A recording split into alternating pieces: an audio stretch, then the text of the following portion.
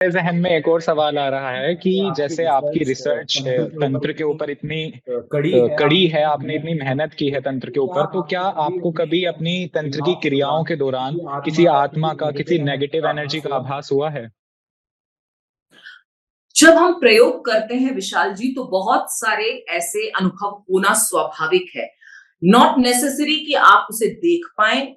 कभी कभी आप उसको टच कर लेते हैं, कोई एनर्जी आपको फील हो जाती है, और ये मुझे लगता है अमूमन सभी के साथ होता है।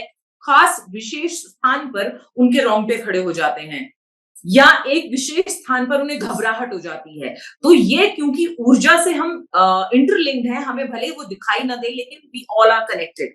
तो जब हम एक ही वेब में हैं, एक ही तरह से जुड़े हुए हैं, तो कहीं पर भी स्पंदन होगा, कहीं पर भी मूवमेंट होगा, तो वो हमें भी अफेक्ट करेगा। जैसे कि जब ब्रह्मांड में नव ग्रहों में कुछ भी हलचल होती है, या वो अपनी अलाइनमेंट से जब भी हटते हैं, तो हमारी लाइफ में भी कुछ ना कुछ इश्यूज होते हैं, चाहे वो पॉजिटिव हो या नेगेटिव हो। किसी के लिए ग्रोथ लेकर आता है वो चेंज प्लैनेट्स में, और किसी के लिए वही जो है डिस्ट्रक्शन बन जाता है। अभी जैसे कि ये जो अभी रिसेंट हिमाचल में फ्लड्स आए, इसके बारे में पहले से प्रिडिक्ट किया गया था कि ऐसा होगा। तो ये कोई, अब सुहानी शाह ऐसा बता सकती है क्या कि ऐसा हो सकता है? सुहानी शाह ने इस तरह की प्रिडिक्शन कभी नहीं की, क्योंकि उनका trick magic. I respect that also. वो अपना काम कर रही है, लोगों को एंटरटेन कर रही है, वेरी गुड। लेकिन एक तरफ आ जाता है रियलिटी, समथिंग विच इज, जो कि साइंस बेस्ड है, वैज्ञानिक है पूरी तरह से जिसका आधार।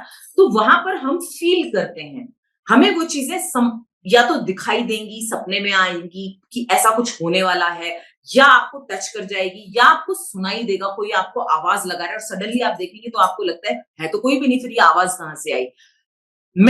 जब मैं बहुत छोटी थी, मुझे याद है एक इंसिडेंट। तब मेरी माताजी जीवित थी, तो उनके होते हुए हम नानी के यहाँ जाया करते थे। तो नानी के यहाँ बहुत सारे बच्चे, क्योंकि बहुत सारे उनके बच्चे हैं, तो उनके भी बहुत सारे बच्चे इकट्ठे हो जाते थे। मैं नानी के घर की रात को खेलकर, हम सब बच्चे नानी के घर वापस जा रहे थे, और वो छोटी सी पतली सी गली हुआ करती थी। तो उसमें मैं पीछे रह गई, और मेरे से पीछे कुछ और हमारे बच्चे जो कजिन्स थे वो रह गए। तो मुझे एकदम से ऐसा लगा कि मुझे पीछे से आके किसी ने जोर से पकड़ा है। तो मैं बहुत जोर से चिल्लाई, और मैंने कहा छोड़ो मुझे। मुझे लगा कि मेरा कजिन ब्रदर या सिस्टर है कोई। तो जब मैंने देखा, उसको ऐसे देखा, तो कंधे पे मुझे जो फेस दिखाई दिया वो एकदम पूरी तरह से व्हाइट था, और आईज ब्लैक थी, एकदम जैसे बहुत सारा काजल भर रखा हो, और पूरी बॉडी व्हाइट जैसे भस्म लपेट रखी हो। और उसके बाद वो बच्चा वहां से गायब हो गया। जब मैं चिल्लाई और मुझे घबराहट हुई, तो सब बच्चे आए भाग के कि क्या हुआ। मैंने बोला ऐसा ऐसा हुआ है, कोई किसी ने आके मुझे पकड़ा था। तो वो हम लोग दूर तक देखने के लिए गए कि कोई था क्या। वो कहाँ गायब हो गया थिन एयर में, हमें पता ही नहीं चला। तो ये एक मेरा है जो मुझे रियल मैंने देखा है जिसे।